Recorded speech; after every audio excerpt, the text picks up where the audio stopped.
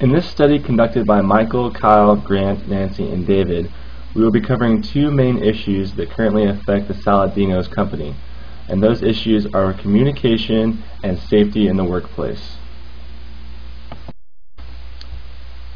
Saladino's prides itself on being a premier food service distributor ever since it was established in 1944 by Don Saladino. The company was created when Don decided to leave the family business at Lloyd's Market, which was run by both Lloyd and Gertrude, of whom were immigrants from Italy. Originally, Saladino's only sold sausages, but once Craig joined, they started to create a broader product line, which unintentionally grew into a specialized food service. They distributed such companies as Subway and Hometown Buffet. Don Saladino's vision of connecting family, friends, and food is still present in the company's motto. Proper communication cannot be stressed enough, no matter the size of a company, and Saladino's is no exception to this rule.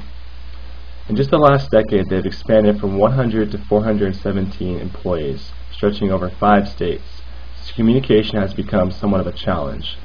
Our suggestion is to implement smartphones to employees at every branch to take full advantage of email, video chat, and the basics being text and calls. Cisco, a company similar to Saladino's, has been partnered with Sprint for years. Their agreement entails Sprint to provide proper communication for Cisco. Sprint states that these services enhance Cisco's ability to track customers' orders, monitor daily operations, and deliver business-critical information to Cisco employees when they need it. We believe that Saladino's would be able to successfully implement a similar partnership with a communication provider. It seems that not all of Saladino's employees are on the same page, and that the company could benefit from more of a hands-on approach from management. An effective example of this is Mickey Drexler, who is the CEO of J.Crew. He commonly talks with associates looking for their feedback on current issues within the company. Once a week, he holds conference calls with store managers inquiring about customer relations, and although Saladino's and J.Crew are involved in different markets, some of the techniques could be effectively used by both companies. Above all, nothing can substitute for face-to-face communication. Work-related injuries have become far too often of an occurrence at Saladino's, so much so that Saladino's self-insures rather than paying workers' compensation claims. The first step to prevent this is by improving employees' health and wellness. Access to gym facilities should be provided for employees. In doing so, injuries should reduce as a result of employees being physically fit.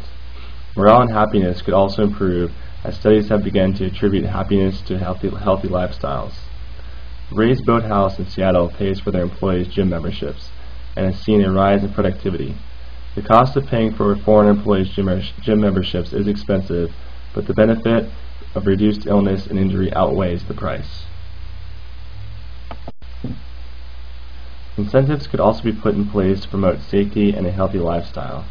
Just because gyms are offered doesn't necessarily mean employees will take advantage of them. If employee time spent at the gym can be tracked, those who frequent the gym more often than others could receive an incentive. Also, employees who last extended periods of time without injuries may receive incentives. Examples of such incentives may be added vacation time, monetary compensation, or whatever may be deemed appropriate.